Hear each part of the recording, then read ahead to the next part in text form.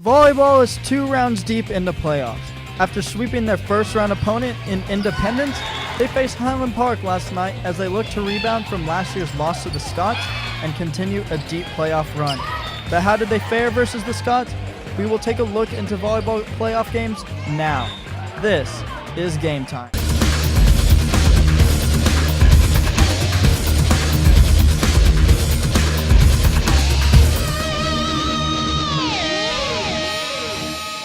Welcome back to Game Time. I'm Brandon Bonaparte, and with me, as always, we have Gabby Mahan, Braden Branvold, and Seth Golden. We have a special show today in honor of volleyball entering the playoffs, something we've come to expect almost every year, but this year seems a little different. Our volleyball team has only lost one set throughout all of district play, thus giving them the undefeated district record.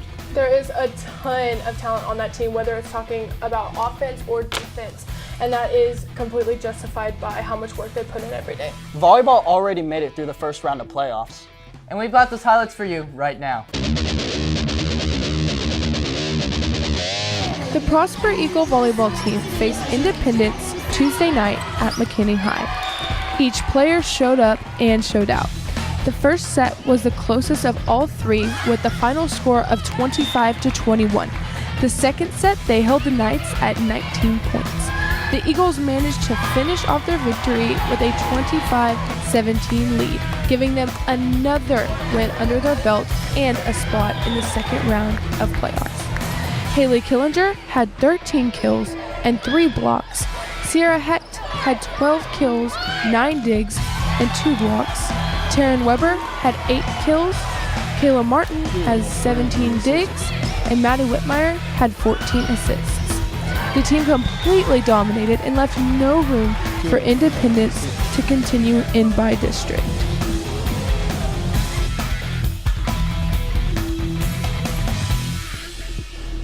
The Eagles also played last night against Highland Park at Coppell High School. They made their mark in the first set by keeping the score at 25-21. In the second set, they made an obvious improvement and held the Scots at 13 points. They completed the game with a 25-16 lead, sending Highland Park packing. Individually, Haley Killinger had 15 kills, Kayla Martin had 12 digs, Macy Waltershed had 11 digs, Hope Gramley had 4 blocks, and Maddie Whitmire had 28 assists and 4 kills of her own. Prosper got it done, earning a spot in the third round of playoffs. For Game Time, I'm Gabby Mahan. Prosper is through 2 rounds of playoffs, still without dropping a set. We'll talk about last night's game in just a second, but first, let's cover the Independence matchup. Maybe a little closer than what we're used to seeing in district play, but the Eagles still took care of business and ended the night's playoff dreams in 3 quick sets. In Tuesday night's game, Maddie Whitmire really showed up. She was wreaking havoc on the court as she set up her teammates with over 40 assists. She accounted for over 90% of the total team's assists. As for yesterday's game, the girls came out ready to play, and that was obvious, and it worked out in a positive way because they came out on top. Haley Killinger was her normal self, registering 15 kills in the sweep of Highland Park. It was pretty much a revenge game for them, and they handled it very well, coming out on top over the Scots. When Game Time returns, Josh Knight is in studio looking towards volleyball's next playoff matchup, as well as checking out how Prosper's side of the bracket is shaping up.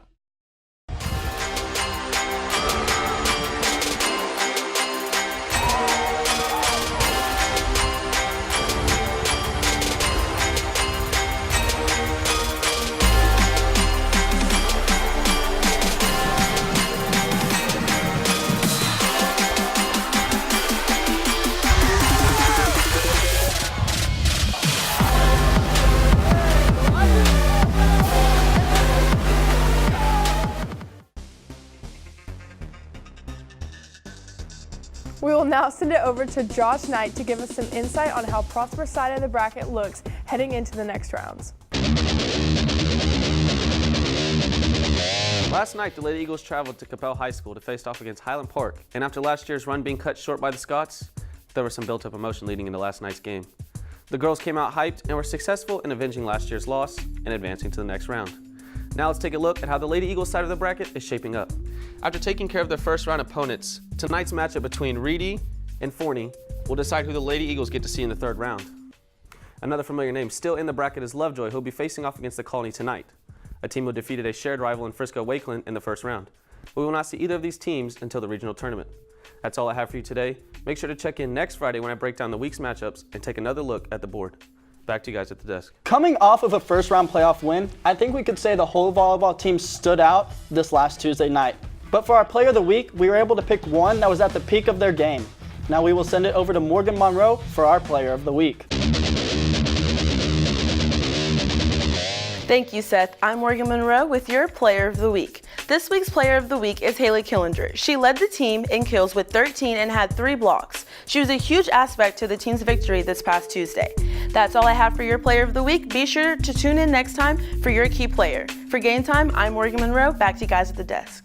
When we come back, Chris Wafer will take us inside the weight room and show us how to avoid some common rookie mistakes while lifting.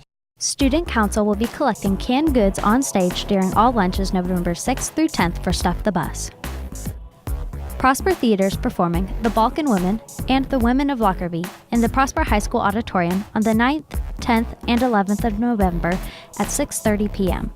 There is also a matinee on the 11th at 2 p.m. Tickets are $5 for students. Thank you to all the staff and students involved in the Carter Blood Drive. A record 181 pints were donated. Many students here at PHS think they know how to work out properly, but Chris Wafer dives into the actual do's and don'ts of the weight room. If you look and see, there's 2 problems with this. One is the spotter. Why is the spotter forcing him to do something he doesn't want to do? If he says he's done, then he's done. Second, why is the bencher benching like that? Come on now, dude. Get in the weight room. Yeah, this is good spotting right here. Look how the bar is going to his chest every time, and how perfect his hands are across the bar. This has to be the most disgusting thing I've ever seen. Why is his legs so spread far apart? And he's not even squatting. He's gonna hurt his back.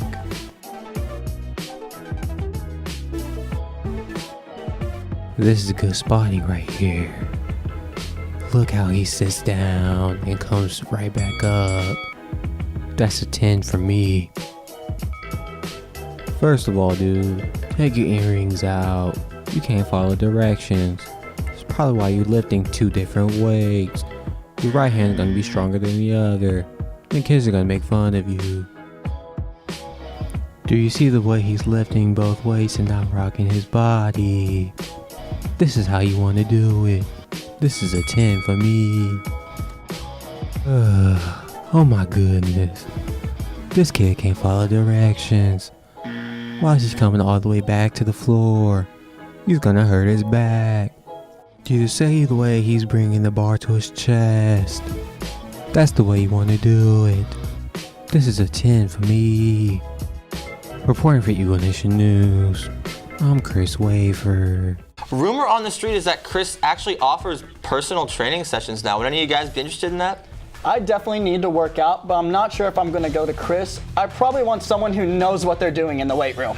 I mean, if you watch the video, Chris seemed like he had a pretty firm grasp on what to do when lifting weights. Well, unfortunately, that's all the time we have for you today on Game Time. Be sure to tune in every Friday for updates and in-depth analysis of Prosper Sports. For Game Time, once again, I'm Brandon Bonaparte. I'm Gabby Mahan. I'm Brandon Brandvold. And I'm Seth Golden. Real quick before we go, cross country is competing in the state meet tomorrow, and we'll have the recap of that in our next show.